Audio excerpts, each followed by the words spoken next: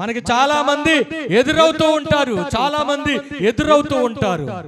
మన భక్తి జీవితాన్ని చెడపడానికో లేకపోతే దేవునితో మన సంబంధాన్ని తెగ నరకడానికో చాలా మంది ఎదురు చూస్తూ ఉంటారు. ఆ సమయంలో నువ్వు వారినైనా వదిలిపెట్టు గాని దేవుణ్ణి మాత్రం వదిలిపెట్టకు.